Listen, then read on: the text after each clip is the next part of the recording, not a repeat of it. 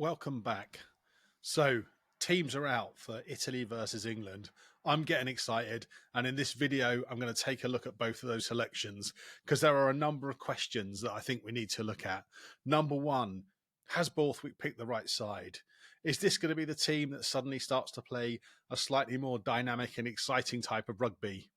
And are we going to be able to plug the holes that we've currently got in the front row and in midfield? And then from an Italy perspective, how well are they going to go under their new coach? Is the team very different from before, or is it pretty much more of the same?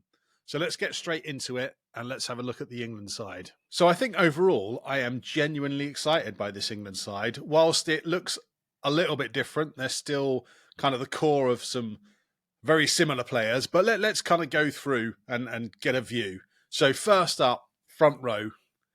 Of course, Jamie George is in there, England's new captain. Cannot wait to see how he gets on in that captaincy role. I watched a couple of videos in the week, the England Rose videos about him in camp, and I just thought he came across so well. So I'm really looking forward to how he goes. And he's going to be supported by Joe Marler and probably more surprisingly, Stewart on the tight head. So for me, Marler doing really well. Glad to see him in there. I definitely think he's got the edge over Genge at the moment. And probably Genge coming on off the bench is going to be a stronger finisher. But Stewart, I'm not so sure about. I'd have started with Cole. I'd have had him in there. You know, a dogged scrummager. I think Italy scrum will probably go quite well. So maybe they're looking for a little bit more dynamism around the team. Around the park. But we'll see. Then second row is probably no surprises at all there. Itoje and Chesham making quite a good partnership now, looking quite good. And it'd be good to see both of them play really well. Now Chesham is fully back from injury and Itoje's really started to find his form again. Back row. Now this is the most interesting part for me. So Borthwick has gone with a selection of Roots, Underhill and Earl. I think, in all honesty, had he had a fully fit squad, and the likes of Curry were there, and if had Laws not retired, we would definitely not be seeing this back row. But I think Earl in at number 8, no specialist number 8 in the squad at all. Certainly not in the 23 selection. So that's interesting. Earl could obviously operate 7 or 8, so I think he'll be absolutely fine there. And I think this definitely means the end of Billy's England career. Underhill, nice to see him back. See if he's going to bang a few massive tackles out there against the Italians, and it will be great to see how Roots goes. Ethan Roots. In all honesty, I don't know a huge amount about him. I've seen him play a few times for Exeter. Always been fairly impressed. So yeah, good to see some new blood in there and see how he gets on. Then we get into the halfbacks now. Glad to see Mitchell still there. I know there was a bit of an injury scare in the week about an infected leg. So good to see him in there. But in all honesty, you know, whether it was him, Kerr or Spencer, I think they would all do an absolute job for England.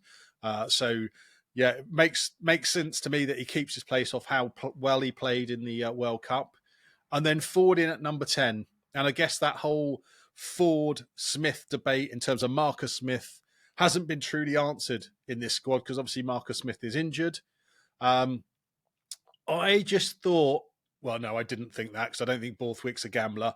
If it had been my squad, I'd have rolled the dice and put Finn Smith in there, particularly given how many other Northampton players are in the team that we'll look at in a second. So, yeah, for me, I mean, Ford will do a job. He's a great player, but I just think we could have spiced it up a little bit there. And then we get into the midfield. Now, midfield has been a real ball ache for England for a long time for many, many different reasons. I think this time round we are struggling because of injury rather than struggling because we're selecting the wrong players or selecting players out of position. Would love to have seen Ollie Lawrence in there. Ollie Lawrence has been a magnificent player for England and Bath. And you know, I think this is just the start of some wonderful things that he will do. But instead, we've got the pairing of Dingwall and Slade. And in all honesty, I think they were probably the only two choices that Borthwick could go with as the starting midfield pair. Dingwall definitely deserves a chance. A natural 12, actually plays 12. Plays really well at 12. He's been a great player for Northampton for a long time. I've really enjoyed watching him probably for the last 3 years. And then Slade, yeah, looked like he was out of requirements for England off the World Cup and being dropped. but through a combination of injury and his great form for Exeter, and the fact he's really sort of dragged Exeter forward this season, just winning things purely because of him and his tenacity and his courage and sort of last minute kick. So great to see him back in there, and I'll be fascinated to see how they get on. Absolutely fascinated. Then we get to the back three. Now, back three is a bit of a kind of selection from my point of view. Player I'm really excited to see in there, Tommy Freeman. Again, hopefully he can do some great things linking up with both Mitchell and Dingwall, club teammates. So hopefully he can, actually get a really good crack and have a go. In terms of the other two selections, Stewart, obviously solid, great in the air, good player. I just would have loved to see Furbank in there as well, just really adding to that Saints dynamism that I must try to say that word because I struggle with it. Adding to that, and they can really mix things up together. But we got Stewart, not a bad selection, but not the one I'd have gone for. And then in terms of the other wing, there were lots of new exciting options. Borthwick's gone for Daly. And I think, in my mind, I possibly would have done the same sort of thing. Although I'm excited by the other wingers, there's not a lot of experience in that back line. I mean, I guess you have got Ford in there. You've got Slade as well. But I think just having somebody in the back three who's got a real huge amount of experience and also a lot of versatility. And he did have a good World Cup. He really did. He played really well in the World Cup. So, fair play, probably Daly worth keeping his place. So as a 15, I am quite excited. I think there's potential there. Glad to see some of the Northampton guys get a go. Glad to see Mitchell keep his place. And good to see Burnell and Underhill 7 and 8, because it will be interesting to see how they get on with facing off to their opponents in Italy. And then from the replacements point of view, you got front row, Dan, Genge and Cole. I think that's a pretty solid replacement front row there. Hopefully Dan gets some game time. I appreciate George is captain, but we're never going to bring other players on if we don't give them game time. Two players sort of making up the rest of the pack. You've got Cole and Cunningham Smith. Cole, definitely worth a go. I think he'll be extremely dependable. I think he'll do a great job if he ends up coming on, or when he ends up coming on for either Itoje and Chesham. Cunningham Smith is an interesting one for me. I think he's better off starting on the bench than being in the team. I think he's a real impact player. I've seen him numerous times make a great impact for London Irish, starting to do the same for Quins. So just his physical size will be interesting to see, when people are getting tired and he comes on, how that all fares. And then making up the rest of the replacements, we've got Danny Kerr. Glad to see him get another cap, or equally would have liked to see Spencer in there. Spencer deserves a go.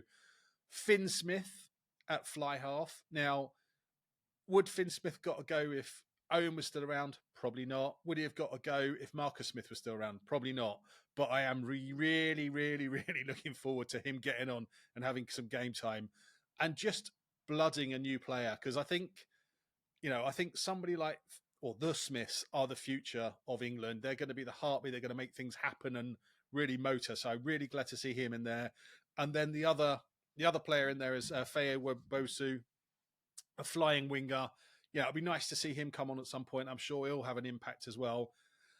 So yeah, I'm excited by the team. I guess the only question mark for me is, are certain players being selected because of their potential dual nationality?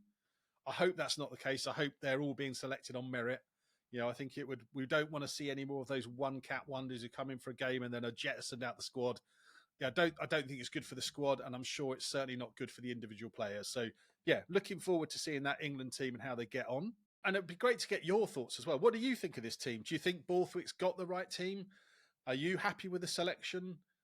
Is it exciting? Do you think you're going to see a different brand of rugby? Let us know in the comments, because I love sort of seeing what other people think as well, because this is all about opinion. This is just fans talking to fans. So let's have a quick look at the Italy team. Now, Italy is an interesting proposition, because obviously they had a bit of a shocking World Cup, but they had been going pretty well in the Six Nations of late, despite not winning any games. They'd looked more imposing on a game, like they had a sort of forward pack and a back line that could actually operate. So they're coming under new coach Gonzalez Quesado. So Be interesting to see if he's had any impact on the team so far. The actual overall selection looks very similar to what was there before, and he's obviously chosen to keep the same captain in Lamaro, who I don't blame him. I think he's a pretty decent captain and a pretty decent player. Things that have chopped and changed. Probably the sort of standout one is the Garbisi brothers playing 9 and 10. I wonder whether when they were playing in the back garden, when they were younger playing together, they thought they'd be representing Italy in the same team. Because this is the first, I think this is the first test they've started together. They have played together before.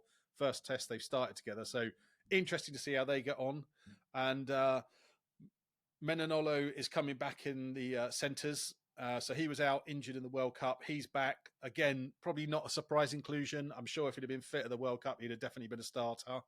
But I think the really interesting bit for me will be to see how Italy's back row stand up and perform against England's back row, because you've got the three Benetton teammates there. You've got Negri, Limone, and Canoni. And I think there'll be a good match up and test against the England back row. So it'll be interesting to see how that goes. And, there's obviously a lot of chemistry between those three. They play together regularly at club level. So, I think this is a decent Italian squad.